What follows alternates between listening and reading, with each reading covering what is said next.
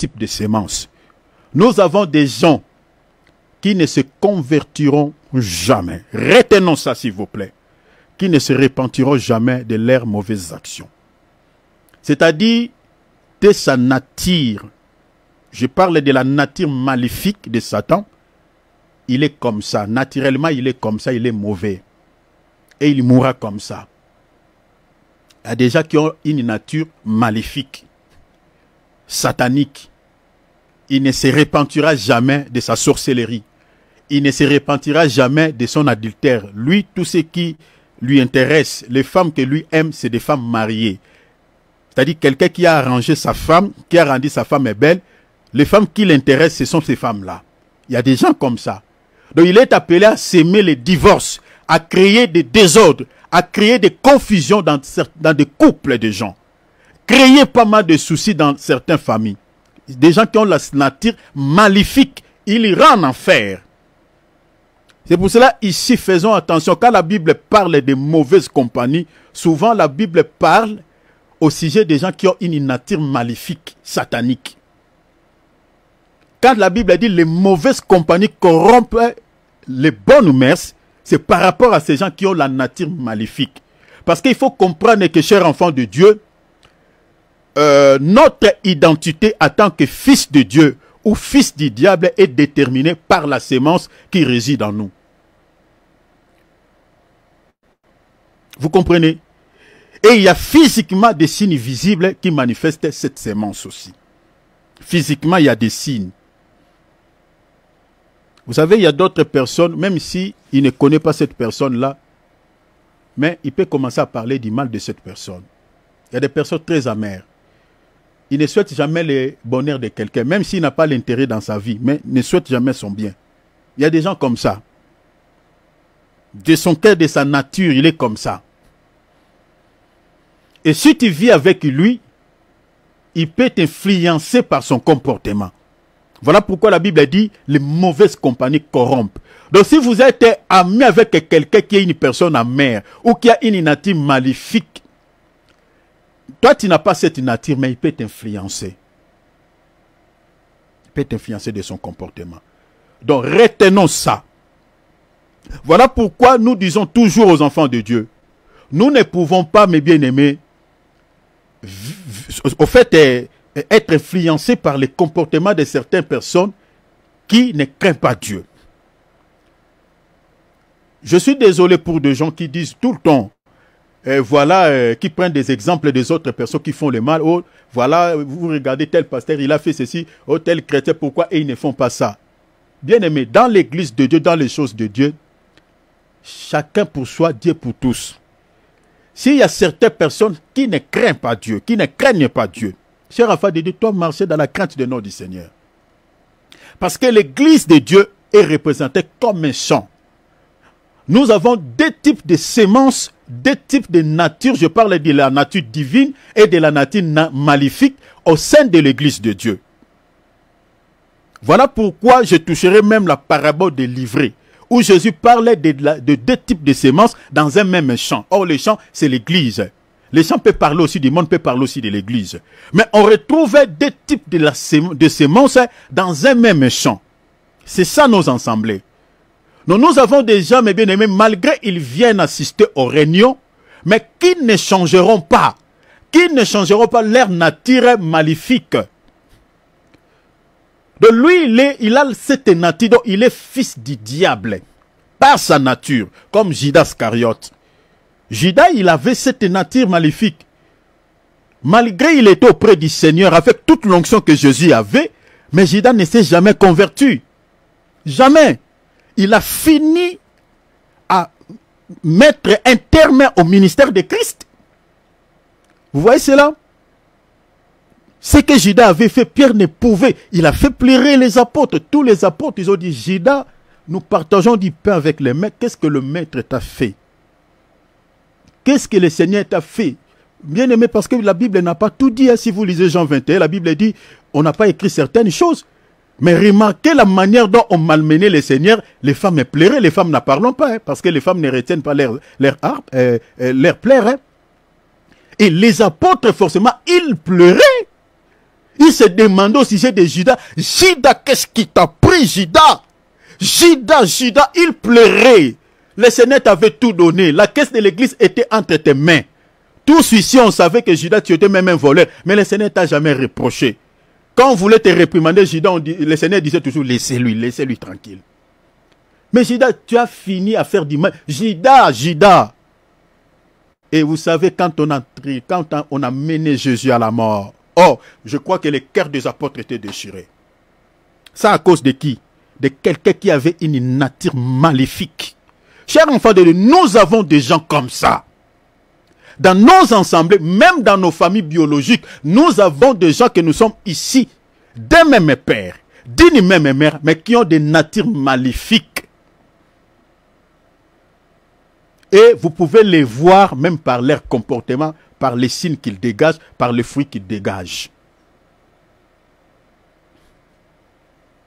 La majorité de ces gens, souvent la majorité de ces gens, c'est ceux qui sont souvent dans la sorcellerie, c'est ceux qui sont souvent dans l'occultisme. La plupart de ces gens-là ont une nature maléfique. La plupart, je peux dire sur 100, je peux parler même de 90. Parce que vous n'entendrez pas souvent, mes bien-aimés, suivez même les témoignages qu'un sorcier ou un occultiste s'est repenti. Vous n'allez pas souvent entendre ça. Cela ne dit pas que Dieu n'est pas puissant ou Dieu n'est pas fort pour pouvoir les libérer, non. Mais la majorité de ces gens qui sont dans la franc-maçonnerie, dans l'occultisme, qui ont la facilité d'aller contracter des alliances avec Satan, ces gens-là souvent ont la nature maléfique. Parce que moi, moi là, je ne sais pas, je ne sais pas. Je ne sais même pas comment je vais commencer. Je ne sais pas. Mais il y a déjà, mes bien-aimés, moindre problème. Si vous avez des gens, mes bien-aimés, quand il y a moindre problème, où il y a une perte d'une chose, qui ont toujours tendance de pouvoir dire que voilà, allons voir un féticheur. Bien-aimés, souvent ce sont ces gens-là. C'est-à-dire ces gens qui n'ont pas peur de consulter les féticheurs. Souvent ce sont ces gens-là. La plupart ce sont des gens qui ont une nature maléfique. Donc je parle de nature maléfique satanique. Et souvent ce sont des gens qui ne se convertissent jamais. Il peut fréquenter l'église nuit et jour. Il peut écouter la parole, voilà, matin, midi, soir, comme Judas Iscariote. Mais il ne se convertira jamais. Il mourra comme ça et il ira en enfer. Il suivra son père là-bas. Voilà pourquoi il ne faut jamais, bien aimé, être influencé par un comportement mauvais d'une autre personne. Jamais. Nous avons des natures différentes. Il y a ceux qui ont la nature divine. Il y a d'autres personnes qui sont encore dans le monde. Mais pour pouvoir faire du mal à quelqu'un, il ne peut pas. Ils n'ont pas ce cœur. Il n'a pas. Même quand vous êtes en train de se compliquer, il dira, moi je ne veux pas. Je ne veux pas me mêler d'abord. Je ne veux pas. Il dit, toi tu as toujours peur, toi tu as toujours peur. Ça, ce sont des gens qui ont des signes, des gens qui ont la nature divine de Dieu. La vraie nature. Mais quand vous voyez les gens qui sont prêts à empoisonner une personne, prêts même à chercher à créer des soucis, injecter même des mauvais sorciers. Bien aimé, souvent ce sont des gens qui ont la nature maléfique. Si vous avez déjà entendu des gens, parce qu'il y en a pleinement de gens comme ça, qui ont injecté des mauvais sorts, nuire à la vie d'une personne, que ce soit qu'il y ait un problème ou pas, souvent ce sont des gens qui ont la nature maléfique. Alors notre identité, je réitère, je dis qu'en tant que fils de Dieu, ou fils du diable, est déterminé par la semence qui réside en nous. Et physiquement, cela se manifeste par des signes. Il y a quelques signaux. Je prends un exemple avant de parler. Je crois que mon minute est épuisée. Accorde-moi 5 minutes, s'il vous plaît. Je vous demande. Et puis on va continuer demain. 5 minutes. Si je dépasse, ne me tenez pas rigueur, mais 5 minutes minimum. Je prends un exemple du Seigneur Jésus, qui avait la nature divine. Regardez. Je prends la nature de Jésus, la nature divine de Jésus. Prenons Jean chapitre 12, verset 24. Jean 12, verset 24. En vérité, je vous l'ai dit, si un grain de bleu, je m'excuse, si un grain de bleu remplaçait les grains de blé ici par le Seigneur Jésus, parce qu'il parle de lui. Donc, l'illustration qu'il donne ici, l'enseignement qu'il donne ici, il parle de lui. Si un grain de blé qui est tombé à terre ne meurt, il parlait de sa mort, il reste seul. Donc il dit, si je ne meurs pas, en d'autres termes, je resterai toujours seul. Il dit, mais s'il meurt, il dit, si je meurs, en d'autres termes, si je meurs, il dit, il portait beaucoup de fruits. C'est-à-dire, si je meurs, je porterai beaucoup de fruits. En réalité, Jésus voyait tous les chrétiens que nous sommes aujourd'hui. Parce que si aujourd'hui nous sommes appelés chrétiens, c'est par la mort de Christ. Donc si Christ n'avait pas accepté de mourir à la croix, mes bien-aimés, on n'allait pas parler des chrétiens dans le monde. Dans la multitude de chrétiens que nous sommes aujourd'hui dans ce monde, tous les chrétiens que nous sommes dans le monde, bien-aimés, c'est grâce à la mort de Jésus qui a donné la naissance à la multiplicité des chrétiens que nous avons dans ce monde. Donc si aujourd'hui nous avons de nouveaux convertis, plusieurs chrétiens qui naissent, mes bien-aimés, c'est par la mort de Christ. Voilà pourquoi il a donné cette illustration. Il dit, moi je suis un grain de blé. Si je ne meurs pas, il n'y aura pas d'autres termes de chrétiens dans le monde. Mais il faut que je meure pour qu'il y ait des chrétiens. Donc quand on dit chrétien comme Christ ou imitateur de Christ ou la sémence de Jésus-Christ. Donc Jésus lui-même, de par sa nature, il était la bonne sémence. C'est-à-dire les grains de bleu. Retenons ça. Mais maintenant, tous ceux qui sont nés de Christ, selon la parabole des livrets, je suis dans Matthieu 13, sont aussi considérés en tant que bleus. Regarde. Je prends Matthieu chapitre 13. Je crois qu'on va continuer de même, mais je vais prendre 2-3 versets. Matthieu 13, 24 à 30. Et puis on va sauter 34. On lira 34, on sautera. On lira aussi 36 à 40 à 43. Mais je vais prendre seulement le verset 24. Il leur proposa un autre parabole et il dit, le royaume des cieux est semblable à un homme qui a sémé. Un homme qui a sémé quoi? Un homme qui a sémé une bonne sémence. Retenez la bonne sémence ici, c'est le bleu, dans son champ. Verset 25, on dit, mais pendant que les gens dormaient, son ennemi, remplaçait l'ennemi ici par Satan, on dit son ennemi vint sémer quoi? Livré parmi les blés. Les blés, c'est la bonne sémence. Tout à l'heure, on vient de lire Jésus, de par sa nature, il était la sémence de bleu. Il a fallu qu'il meure pour qu'il y ait plusieurs blés dans le monde, que j'explique les chrétiens.